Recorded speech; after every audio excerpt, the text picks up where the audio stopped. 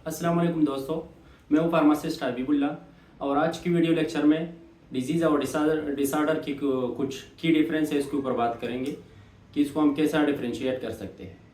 सबसे पहले दोस्तों डिजीज़ के ऊपर डिस्कस कर लेते हैं। डिजीज़ का जो पहला पॉइंट है डिस मतलब डिसमिस डिसमिस हो जाना, इजीनेस जिस तरह इजीली नॉर्मल हम फील कर रहे हैं उसमें कुछ चेंजिंग आ जाना और ये एक पैथोलॉजिकल कंडीशन है।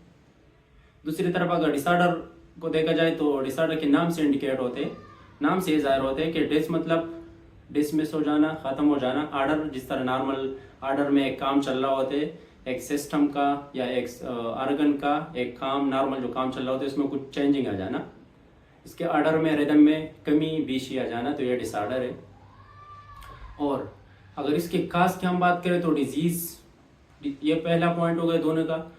सेकंड पॉइंट ये है डिजीज़ का कि डिजीज़ का एक अगर काज की हम बात करें तो डिजीज़ के एक स्पेसिफिक काज, एक स्पेसिफिक वजह होती है, जिस तरह की म्यूटेशन चेंजिंग की वजह से, इन्फेक्शस एजेंट की वजह से भी हो सकती है, जिस तरह के बैक्टीरिया, वायरस, प्रोटोजोआ एटसेट्रा, इन चीज़ों की वजह से काज हो सकती है डिजीज़।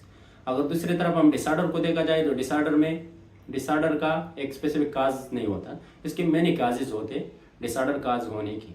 इसमें इन्फेक्शस एजेंट या कुछ physiological changing, environmental, social issues इसमें मुख्तलिफ हो सकते हैं डिसऑर्डर में।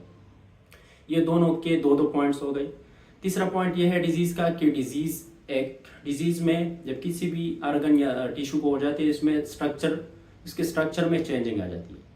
दूसरी तरफ अगर डिसऑर्डर को देखा जाए, डिसऑर्डर में ये है कि डिसऑर्डर में फंक्शन में चेंजिंग आ जाना, कि कोई भी स्पेसिफिक ऑर्गन हो या सिस्टम हो इसके काम में कमी बेशी आ जाना, तो ये डिसऑर्डर है। ये दोनों के 3 पॉइंट्स हो गए। फोर्थ पॉइंट ये है डिजीज़ का कि डिजीज़ को हम लैब टेस्ट के ज़रिए, डिफरेंट लैब टेस्ट के ज़रिए, जिस तरह के CBC वगैरह, इस तरह टेस्ट के ज़रिए हम इसको डायग्नोस कर सकते हैं आसानी से। अगर दूसरी तरफ डिसऑर्डर को देखा जाए तो डिसऑर्डर के लिए डायग्नोसिस के लिए ये आसानी से डायग्नोज नहीं होता जिस तरह के नॉर्मल लैब टेस्ट के ज़रिए। ये क्लिनिकल जजमेंट और क्लिनिकल साइन सिम्टम के बिना पर के अकॉर्डिंग इसको डायग्नोज कर सकते हैं। ये दोनों के 4 पॉइंट हो गए।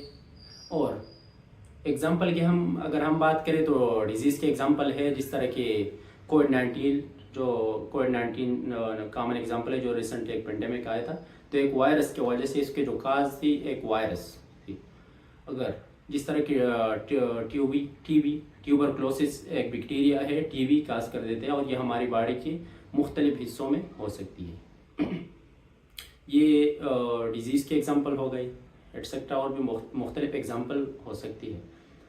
और दूसरी तरफ अगर डिसऑर्डर को हम देखा जाए तो डिसऑर्डर के एग्जाम्पल में जिस तरह के ईटिंग डिसऑर्डर, एंजाइटी, डिप्रेशन, ये एक डिसऑर्डर की eating disorder, anxiety, depression, vomiting, ये एक डिसऑर्डर है। जिस तरह की अगर एंजाइटी की हम बात करें सपोज, तो एंजाइटी के एक स्पेसिफिक बैक्टीरिया, वायरस, एक इन्फेक्शस एजेंट की वजह से नहीं होते। जिस तरह की अगर हम ये नहीं कह सकते कि बैक्टीरिया ये एंजाइटी है या ईटिंग डिसऑर्डर है, एंजाइटी इसी चीज़ की वजह से, बैक्टीरिया इसी वायरस की वजह से हो गई आपको। इसके मुख्तलिफ वजूहात हो सकती है, सोशल, इन्वायरमेंटल, इंसान के किसी भी इंडिविजुअल की ह्यूमन की पर्सनल इश्यूज़ भी हो सकते हैं, तो इसमें मुख्तलिफ वजूहात हो सकती है।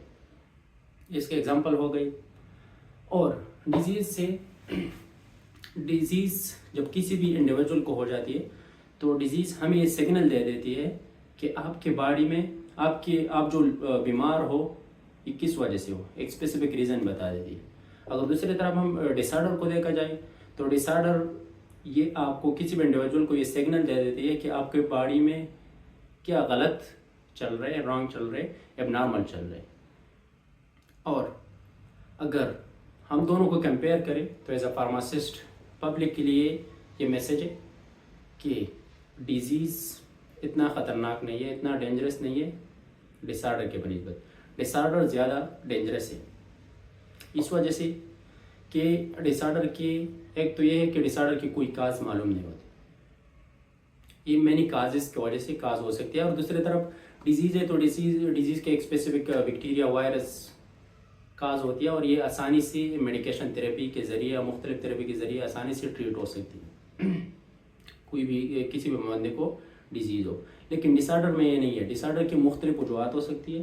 पहले वजह को मालूम करना होता है। और डिसऑर्डर में मेन बात ये है कि डिसऑर्डर में पूरा जो सिस्टम है, जिस तरह के डाइजेस्टिव सिस्टम हो, रिस्पायरेटरी सिस्टम हो, नर्वस सिस्टम हो, पूरा सिस्टम का जो काम है या पूरे ह्यूमन बॉडी का जो काम है उसमें